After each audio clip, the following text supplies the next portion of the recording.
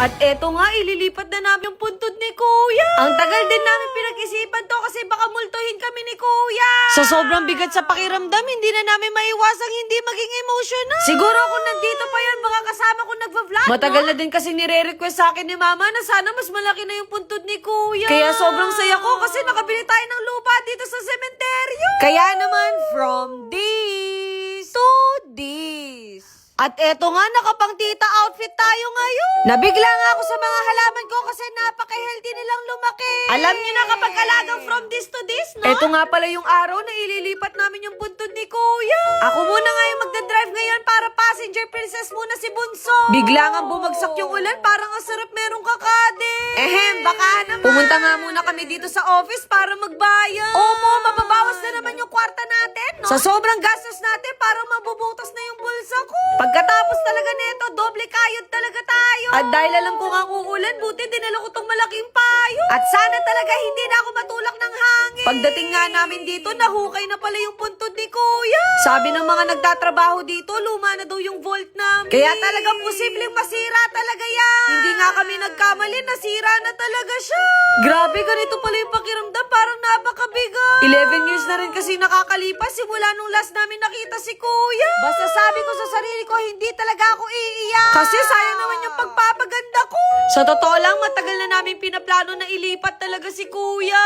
Alam niyo naman, sobrang nabisi talaga tayo sa bahay, kaya nagkaroon na tayo ng oras ngayon. Kapag kasi undas, para kami sardinas sa sobrang siki. Kaya doon na ako nagdesisyon na 3 na yung bilhin namin na punto. Naalala ko tuloy yung love language ni Kuya sa amin, yung pagtitripan niya kami hanggang sa umiyak kami. Pero wala akong masabi kasi talagang protective at supportive talaga ang Kuya ko. Hindi na nga natiis ni Mama kasi ang babaw ng luha niya. Si Papa naman naiiyak daw kasi nakikita niyong umiiyak si Mama. Sabi ko naman sa inyo, strong ako, no? Pasensya na kayo, pang MMK muna yung atake ng vlog natin ngayon. At eto na nga yung kabaong ni Kuya. Sakto, bumili na rin ako ng bagong vault. 20 years nga yung lifespan nito, kaya sigurado magtatagal to sa amin. Sinabi nga ng mga staff dito na hindi na daw masusurvive yung kabaong. Kaya wala kaming choice kundi bubuksan talaga siya.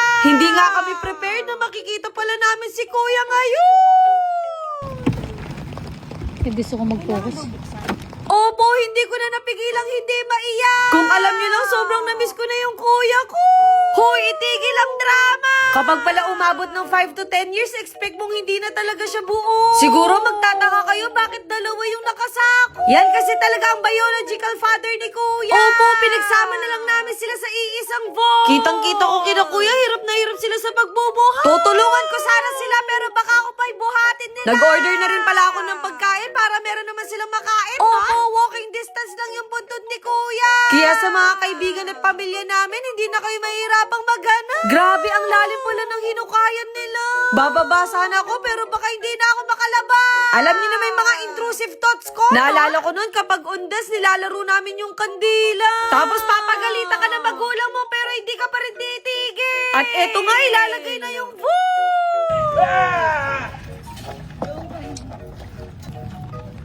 Opo, parang pang 10 tao yung binubuhat nila. At kahit nga umuulan, patuloy pa rin sila sa pagtatrabaho. Sanay na daw kasi sila sa ganyan, no? Kapag yumaman talaga ako, palalagyan ko ng payong yung buong Pilipinas. Kaso naalala ko, wala na pala tayong budget, no? Sobrang bilis nga lang yung paglilipat kay Kuya. At sana talaga happy siya sa bago niyang punto. Basta ang wish ko lang, wag siya magpakita sa akin kasi takot ako sa multo, no? Kaya sa mga kabataan, gusto kong ipaalala sa inyo na kapag may mga problema kayo sa buhay, wag kayong mahiya mag-open. Kasi hindi kayo nag-iisa. Hiram lang din kasi yung buhay na binigay sa atin, kaya wag natin sayangin. Lalo na yung kagandahan ko, ayokong masayang, no? At finally, natapos na din kami. Pinag-iisipan ko tuloy kung papalandscape ko ba yung puntod ni Kuya. Press 1 na lang siguro kung gusto nyo. At least ngayon, hawak ko na ang beat. I mean yung titulo, no? Ayun lang. Bye!